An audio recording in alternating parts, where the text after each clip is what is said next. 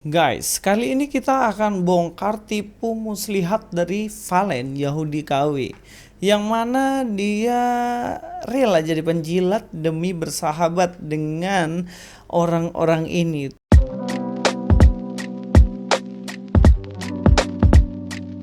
Assalamualaikum, selamat datang kembali di channel ini. Kali ini saya akan membahas kembali ya soal Valen Yahudi KW dan juga Nandar, Aristo, Filipus Christian dan konco-konconya. Karena ada beberapa hari lalu ada yang tanya, kok nggak dilanjut sih? Oke, saya lanjut. Padahal sebenarnya ya udahlah, kayaknya juga semuanya udah tahu gitu. Tapi kayaknya penting juga untuk kita lanjut. Kita akan bongkar guys, bongkar apa yang menjadi tipu muslihat dari Yahudi KW ini. Jadi dalam perdebatan itu saya menanyakan hal yang esensial. Karena dia mengatakan bahwa Kidung Agung 5 ayat 16 itu boleh itu dipakai untuk nubuatan nabi dari Nandar, yaitu terserah Nandar, itu hak asasinya Nandar untuk menafsirkan itu. Dari situ sebenarnya saya nggak setuju guys. Kenapa saya nggak setuju? Ya karena memang itu bukan kitab nubuatan. Jadi ketika dia presentasikan ya dengan jurus menjilatnya itu, saya katakan, bro, dari perspektifmu kan ini bukan kitab nubuatan, dan juga dari perspektifmu kan ini bukan tentang nabinya Nandar, iya nggak? Itu yang saya sampaikan. Tapi apa jawab dari Yahudi KW ini, dari si Valen ini? Dia bilang justru ya udah nggak apa-apa, terserah, karena memang ya itu adalah untuk nabi mereka. Oke, kita dengar aja videonya supaya jelas. Jadi sebentar. Jadi pendapat dari Ustadz Nandar yang disampaikan ya mungkin saya benarkan karena itu ranah daripada teologi Bang Nandar. Karena ayat itu berhak kok dieksegesis. Semua itu eksegesis. Bro, dari perspektifmu. Loh kalau saya pribadi itu kan free will dia. Itu kan free will dia. Kalau saya kan udah jelaskan dari tadi. Apa Anda nggak dengar? Oke, saya ulangi lagi ya, jangan tanya lagi. Ya, karena di sini dia ngeles, karena saya bilang, ayo coba jelaskan lagi. Kenapa kok kamu bisa mendukung bahwa kitab ini dalam Kidung Agung 516 ini berbicara mengenai nabinya Nandar? Kenapa? Coba kasih tahu. Dia bilang lah, saya sudah jelaskan dari tadi, apa Anda nggak menyimak? Dari tadi yang dia jelaskan, coba teman-teman ulang dari video itu dia nggak jelasin sama sekali tentang Kidung Agung. Dia lari ke sana ke sini sampai nggak jelas arahnya kemana. Nah, mari kita lihat lagi. Bang Palen, silahkan dijelaskan lagi. Bang Luis diam, saya diam ya. Silahkan Bang Palen ulangi Bang Palen. Yahudi ini yang ngomong, bukan Muslim ya. Yahudi ini yang ngomong.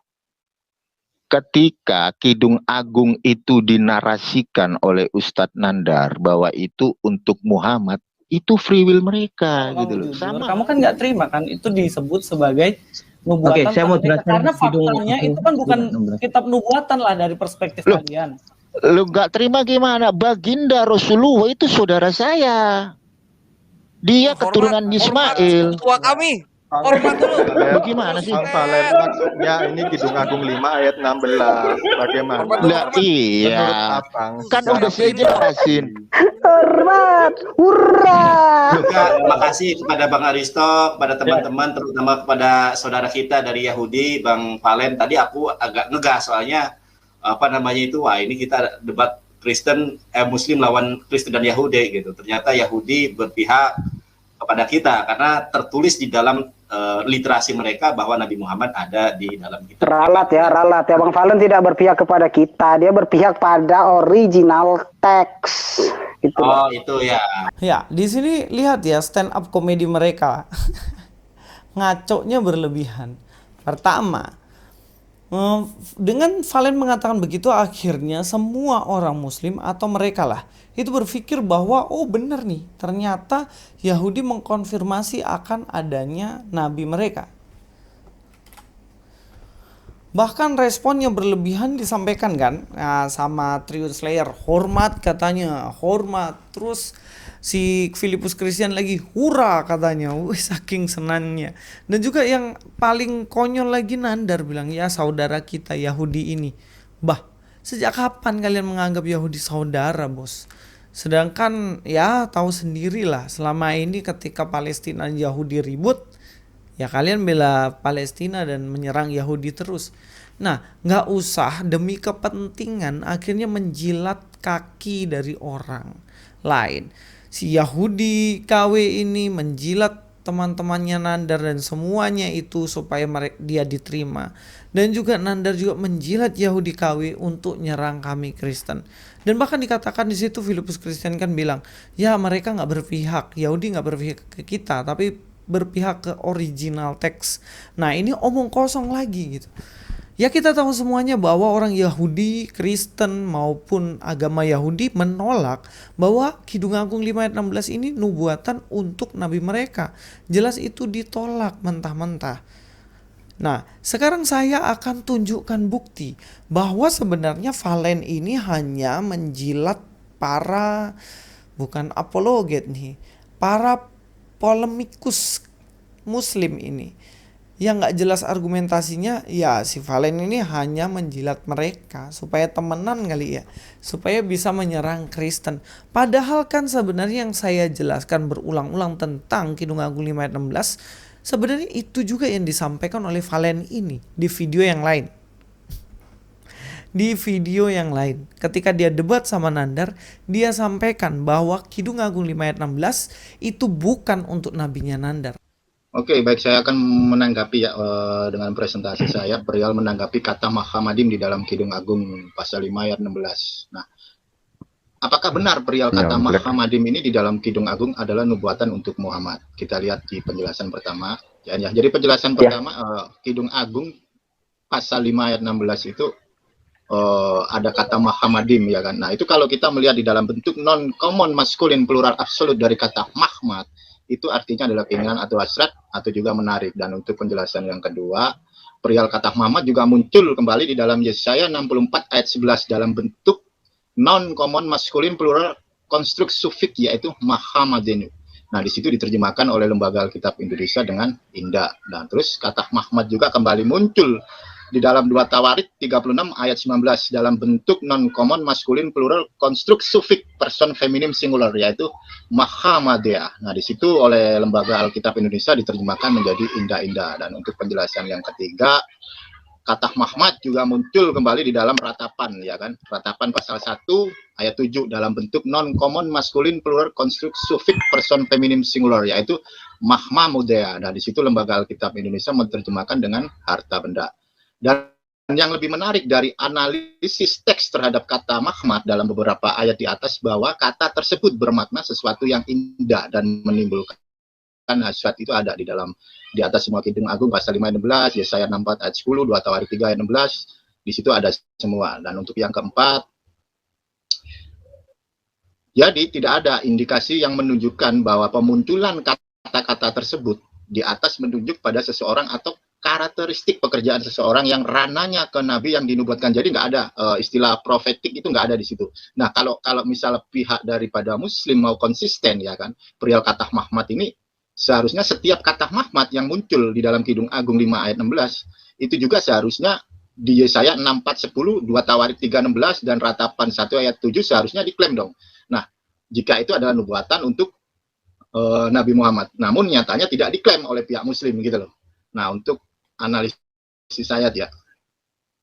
Hasil dari analisis konteks ayat pada Kidung Agung 5 ayat 16 di sini adalah bukan sedang membicarakan aspek profetis gitu loh. Bukan membicarakan perihal nubuatan, melainkan sedang menggambarkan bagaimana Yerusalem sebagai kekasih penulis dari Kidung Agung yaitu Shalomo. Nah, dalam frasa kekasihku demikianlah kekasihku, demikianlah temanku hai putri-putri Yerusalem. Istilah putri-putri Yerusalem ini digunakan dalam bentuk benot Yerusalem. Kita tahu ya, benot ini nggak mungkin cowok gitu loh. Benot ini adalah wanita gitu loh.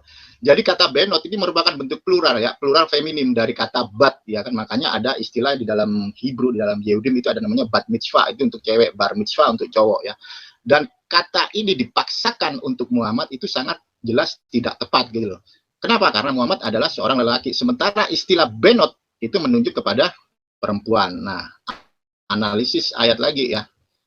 Yerusalem dalam tradisi Yahudi itu digambarkan sebagai wanita atau kekasih, sehingga selalu disandingkan dengan kata Benot. Kata Ibrani Mahmad yang artinya indah, hasrat harta, ini sangat tidak cocok dikaitkan dengan Muhammad gitu loh. Yang akar katanya adalah Ahmad yang artinya terpuji. Kata terpuji dari akar kata puji dalam bahasa Ibrani itu diungkapkan dalam beberapa kata Ibrani, yaitu hodo di dalam Mazmur 140, Halel di dalam 1 Tawarik, Nawa di dalam Keluaran 5 ayat 12. Nah, selanjutnya ya. Apakah itu adalah Muhammad? Kalaupun nama itu, nubuatan itu, perihal kata Muhammad untuk Muhammad, maka seharusnya ditransliterasikan ke dalam bentuk Ibrani. Seharusnya mem fau, hey mem dalet, dan bukan mem het dan mem dalet gitu loh. Dalam kajian ilmu bahasa ya, istilah kayak begini ini bisa dikenal dengan istilah homograf, yaitu tulisan sama namun memiliki arti yang berbeda. Homofon, ejaan yang sama namun memiliki arti yang berbeda. Homonim itu adalah kata yang sama namun memiliki arti yang berbeda gitu loh. Nah, kalau kita melihat ya, kalau kita melihat dari kasusnya ini, dari kasus kata Muhammadim yang diklaim oleh saudara Nandar bahwa itu adalah merujuk kepada Muhammad, ini sangat tidak tepat karena di situ perihal Sir Hasirim pasal 5 kalau kita baca keseluruhan itu tidak ada tidak ada nubuatan perihal konteks profetif gitu.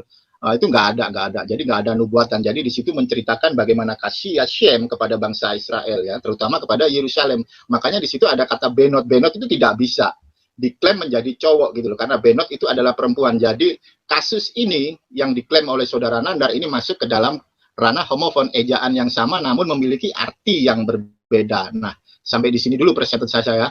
Ini presentasi saya, sebagian nanti ada lagi untuk menjawab semua argumentasi dari saudara Nandar gitu loh. Lu nggak terima gimana? Baginda Rasulullah itu saudara saya. Dia keturunan Ismail. Ketua kami. Hormat dulu. Bagaimana sih? Bang Valen, maksudnya ini Kidung Agung 5 ayat 16. Bagaimana? Nah, iya. Abang, Kan udah saya jelasin. Hormat, hurra. Oke, seperti yang saya jelaskan ya, untuk kasus Sir Hasirim itu udah mulai dari ayat pertama lah sampai terakhir ke 16 itu nggak ada istilah untuk nubuatan. Itu sangat tidak masuk akal ya, baik di dalam kalangan Orthodox Judaism maupun juga dalam kalangan Messianic Judaism, itu tidak pernah menceritakan bahwa perihal konteks ayat keseluruhan itu tidak pernah menceritakan tentang adanya nubuatan dengan datangnya seorang nabi gitu loh. Itu tidak pernah ada. Mungkin kalau mau mengutip dari Tanakh itu bisa boleh di dalam Ulangan 18 ayat 18. Nah, itu masih mungkin gitu. Tapi kalau untuk di dalam Sir Hasirim, apalagi di pasal 5 ayat dari pertama sampai terakhir itu tidak masuk ke dalam ranah profetik gitu loh. Kenapa? Karena Sir Hasirim itu adalah suatu kitab bentuk bagaimana menceritakan ya kan, Avad Hashem, Yirad Hashem. Nah, itu diceritakan, diungkapkan di situ gitu loh. Jadi di Sir Hasirim itu tidak pernah ada yang namanya profetik, nubuatan tentang datangnya seorang nabi ataupun seorang Mesia gitu loh. Karena kalau seorang nabi itu pasti ada di dalam tanah, nubuatannya pasti ada gitu loh. Dan untuk Mesias juga pasti ada gitu loh. Tetapi untuk keseluruhan full Sir Hasirim itu tidak pernah ada nubuatan profetik tentang datangnya seorang nabi yang akan datang, itu tidak pernah ada ya. Jadi untuk saudara Nandar atau dari seniornya Bapak Menachem Malik yang udah pernah ketemu diskusi sama saya ya di dalam medsos dulu, sekitar kurang lebih 6 tahun yang lalu kita sering diskusi sama Pak Menachem Malik itu ya. Karena tidak pernah ada nubuatan seperti yang disampaikan oleh Pak Menachem Malik, sekalipun beliau berangkat dari pemahaman Jews for Allah, itu sama sekali tidak ada kaitannya. Perihal profetik dari seorang nabi yang dinubuatkan dalam kitab Sir Hasirim itu tidak pernah ada. Oke, dari sini kita sudah jelas ya melihat bagaimana munafiknya si Valen Yahudi KW ini. Dan juga betapa omong kosong semua argumen yang disampaikan oleh Yahudi KW, si Valen dan juga semua mereka yang mendukung statement dari Valen ini. Jelas mereka tidak mengerti cara berargumentasi yang baik dengan kutipan yang baik. Yang ada hanya hormat, ketawa-ketawa tanpa isi. Bagaikan tong yang nyaring bunyinya gak ada isi tapi ngomongnya gede doang. Sampai ketemu di video selanjutnya. Luis Prasetyo di sini. God be with you all guys.